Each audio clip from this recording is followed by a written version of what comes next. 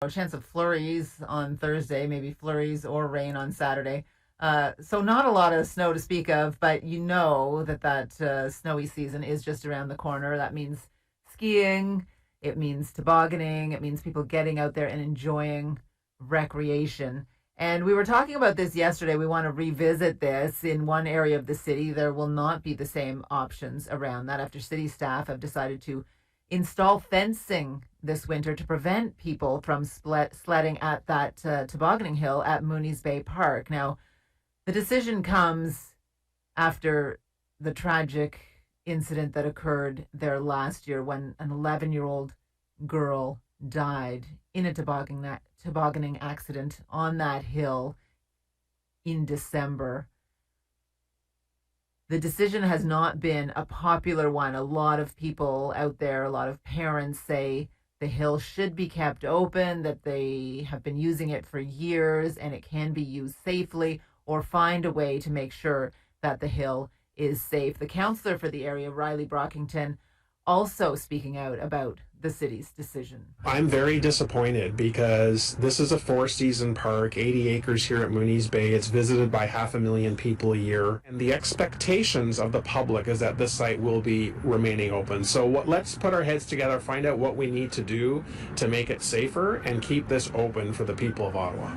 That was Councillor Riley Brockington speaking yesterday with Bill Carroll. I want to bring on Brenda Hollingsworth now, personal injury lawyer, for her perspective on this. Good morning, Brenda. Good morning. Is this a decision from your perspective that actually makes sense to close down that hill? It sure does.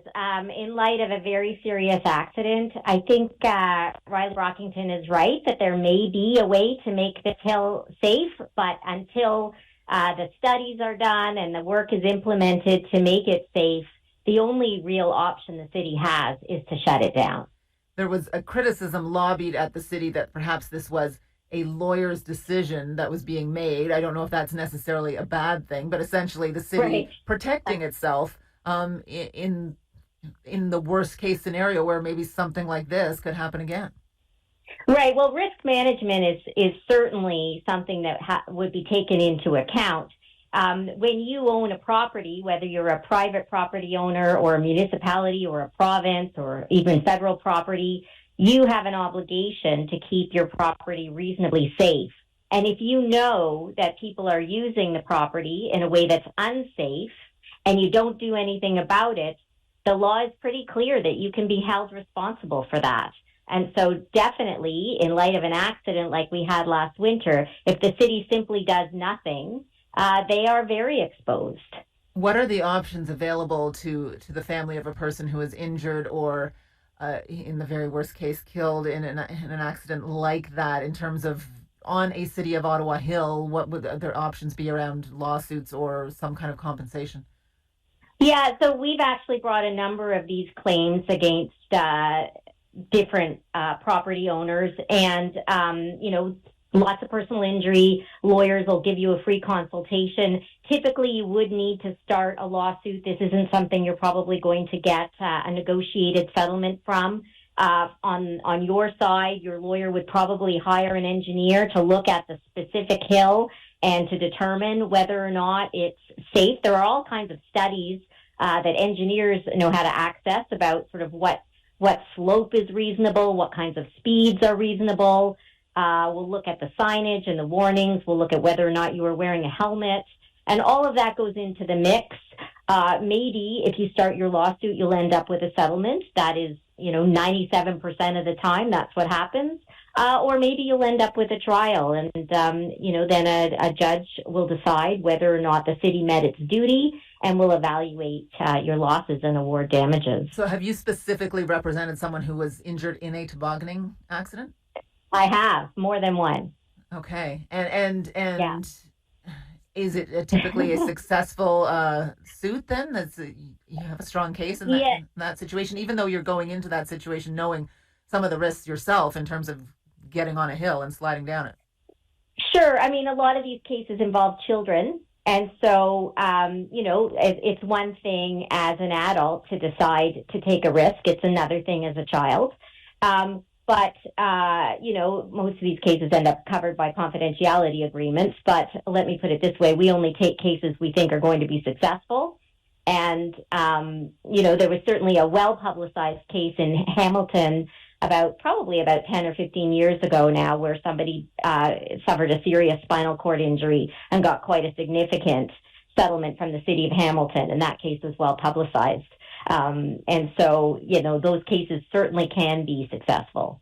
When you look at this one at Mooney's Bay and the very saddest and most tragic of cases with this beautiful 11-year-old girl dying in the accident last December, and there has been suggestion made that she may have gone into a post that was left up by city staff that should have been taken down. If that is the case, that would be full-on liability on the part of the city. It certainly would not be good for the city, and obviously I don't represent that family, but that would be the kind of thing that whether the hill was open or not, the basic precautions need to be taken, and if that was an oversight, that is likely negligence. So yes, I think that case would be more straightforward than sort of your typical tobogganing case where maybe two toboggans collide, or there's a hazard like a jump or something that causes someone to suffer a concussion, or even, people land hard and you can have a spinal cord injury just from getting a little bit of airborne and then slamming down on the hill. We've seen serious accidents happen that way. More from tobogganing than from skiing, or is it... Well, skiing's a lot more controlled, right? So there's a culture that you take lessons before you ski. You don't just, go up the top of a hill, slap on some skis, and go down.